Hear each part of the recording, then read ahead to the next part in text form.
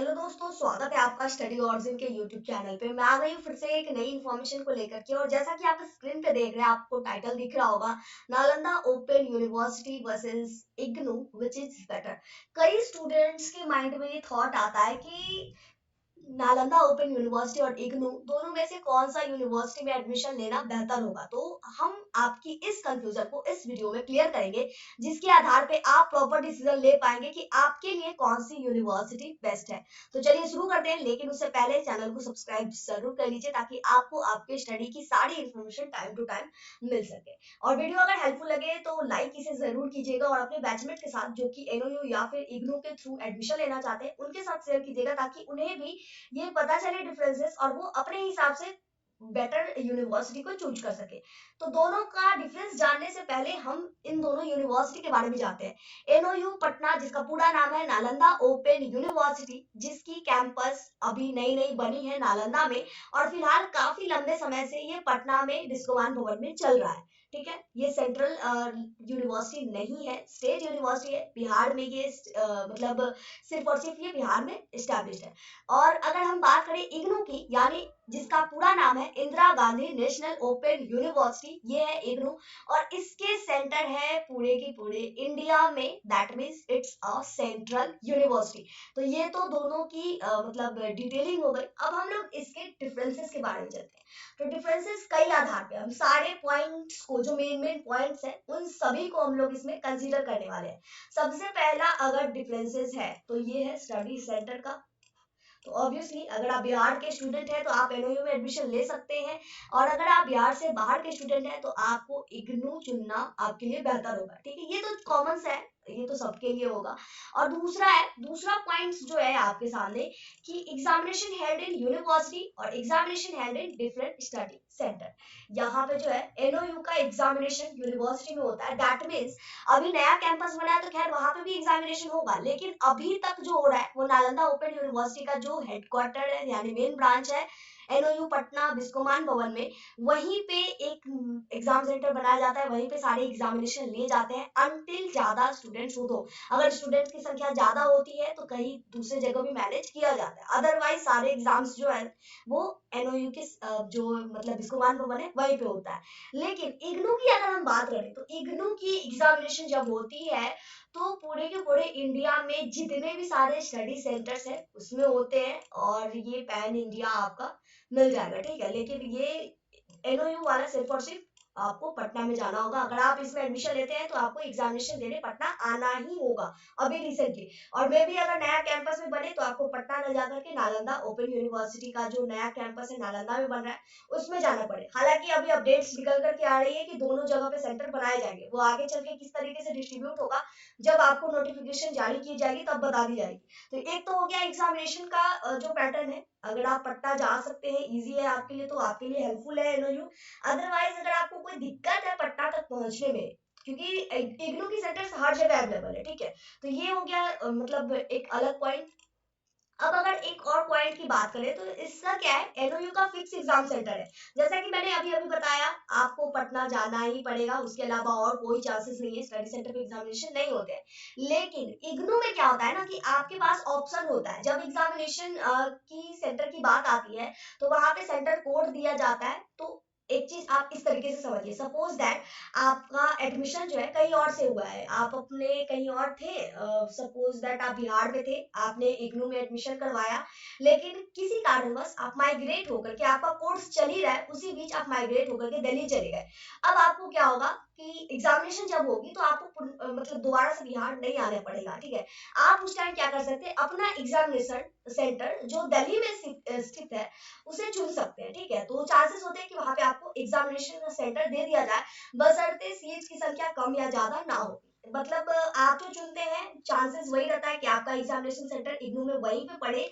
लेकिन कभी कभी क्या होता है कि मान लीजिए आपने जहां पे सेंटर चूज किया वहां पे आपका जो सब्जेक्ट्स है उस सब्जेक्ट्स में ज्यादा स्टूडेंट नहीं है, तो उस स्थिति में आपके चुने हुए एग्जाम सेंटर पे आपका सेंटर न दे करके उस मतलब आसपास के जो सेंटर्स होते हैं उस पे आपका एग्जाम सेंटर दिया जा सकता है। तो ये चीज हो गई, इसकी फ्लेक्सिबिलिटी होती है, फ्लेक्सिबल एग्जाम सेंटर चुनना इग्नू में, लेकिन एनओयू में ये फैसिलिटी अवेलेबल नहीं है।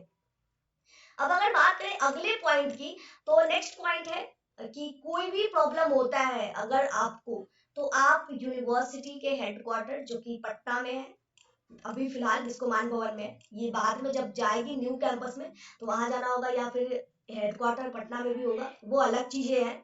तो अगर कोई भी प्रॉब्लम होती है किसी भी तरीके की, अगर मार्कशीट में करेक्शन, किसी भी तरीके की कोई डिटेलिंग आपको ज्यादा मेजर प्रॉब्लम आ जाती है, तो आपको यूनिवर्सिटी के हेडक्वार्टर्स जाना होगा।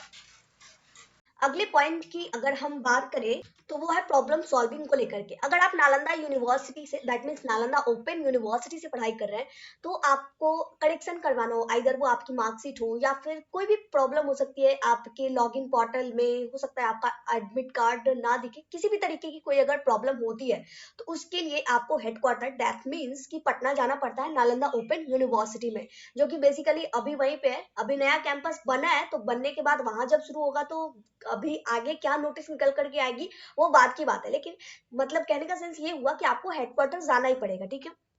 लेकिन अगर आप इग्नू में पढ़ते हैं और इग्नू में अगर कोई प्रॉब्लम आती है करेक्शन को लेकर के, आइदर एनी और जो भी प्रॉब्लम है, तो उसके लिए आपको रीजनल सेंटर में जाना पड़ता है। बहुत सारे स्टडी सेंटर को मिला करके एक रीजनल सेंटर बना होता है, ठीक है। तो आप इस तरीके से इसे समझ सकते हैं। अब बात करें अगले पॉइंट की, तो वो है आपकी फीस को लेकर के, जो कि बहुत ही बड़ा मेजर पॉइंट है। किसी भी कोर्स की फीस ही मैटर करती है कि आप उस कोर्स को परस्यू करना चाहेंगे या फिर नहीं करना चाहेंगे। तो अगर फीस कंपैरिजन की बात करें, तो नालंदा ओपन यूनिवर्सिटी में किसी भी कोर्स को उठा करके देख लीजिए आप, उसकी जो फीस है वो इग्नू के कंपैरिजन में बहुत ही कम है। तो अगर आप चीपेस्ट कोर्स को परस्यू करना चाहेंगे तो इसके हिसाब से आपको नालंदा ओपन यूनिवर्सिटी बेटर होगा। अब अगले पॉइंट की बात करें एग्जामिनेशन फी सबमिशन की, तो नालंदा ओपन यूनिवर्सिटी में एग्जाम फी सबमिट नहीं करना होता है, ठीक है, क्योंकि उसमें फॉर्म ही नहीं भराता है रेगुलर वालों का। रेगुलर दैट मीन्स ओपन में ही, डिस्टेंस यूनिवर्सिटी से ही अगर आप कोई कोर्स कर रहे हैं, लेकिन आपका कोई ईयर गैप नहीं हुआ है, आपकी कोई परीक्षा नहीं छूटी है, तो आपका जो रेगुलर मतलब चल रहा है आपका सेशन, उसमें आपको एग्जाम फॉर्म भरने की कोई जरूरत नहीं होती है, तो उस समय आपको एग्जाम फी भी नहीं पड़ता है। लेकिन इग्नू में अगर आप परस्यू कर रहे हैं तो आपको एग्जाम फी भी सबमिट करना पड़ता है। सर्टिफिकेट जो है ये हर जगह वैलिड होती है। अगर आप ये कंफ्यूज है कि एनओयू वैलिड होगा या नहीं होगा बिहार से बाहर, या फिर इग्नू का जो वैलिडिटी है क्या एनओयू से ज्यादा है, तो वैलिडिटी जो सर्टिफिकेट की है वो दोनों की सेम है। तो आई थिंक अब आपको समझ में आ गया होगा इतने सारे पॉइंट्स को क्लियर करने के बाद कि आपके लिए कौन सी यूनिवर्सिटी बेटर है। तो एक दो पॉइंट मेजर पॉइंट है, कोर्स फी की बात हो गई और सेंटर पे पहुंचने की बात हो गई, बस ये दोनों ही मेजर चीजें हैं। अगर आप इसे समझ लेते हैं और आप अपने हिसाब से इसे चुन लेते हैं तो ये आपके लिए बेटर होगा। मार्किंग की बात करें तो जैसा आप लिखेंगे वैसा ही आपको रिजल्ट मिलेगा, चाहे फिर वो एनओयू हो या फिर इग्नू हो। मार्किंग में कोई दिक्कत मतलब इस तरीके की नहीं है कि एनओयू ज्यादा मार्क्स देता है या फिर इग्नू ज्यादा मार्क्स देता है। चीटिंग तो बिल्कुल नहीं होती है, कहीं पे नहीं होती है। कई सारे स्टूडेंट्स का क्वेश्चन होता है कि ये ओपन यूनिवर्सिटी है तो क्या चीटिंग होती है? नहीं होती है।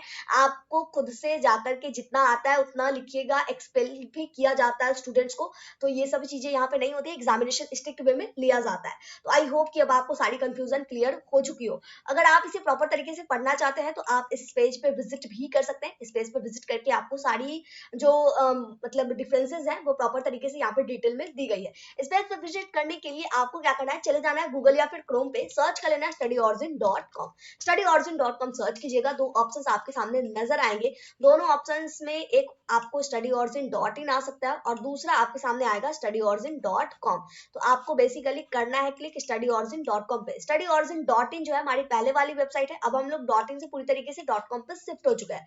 तो जैसे ही आप studyOrigin.com पे क्लिक कीजिएगा, आपके सामने studyOrigin.com का होम पेज नजर आ जाएगा और यहाँ पे इस बॉक्स में आने के बाद आपको लिखना है Nalanda open university versus IGNOU. Nalanda open university versus IGNOU, इतना आप लिखिएगा। ये पोस्ट जहां कहीं भी होगा आपके सामने फिल्टर होकर के आ जाएगा, आपको ज्यादा ढूंढने की जरूरत नहीं पड़ेगी।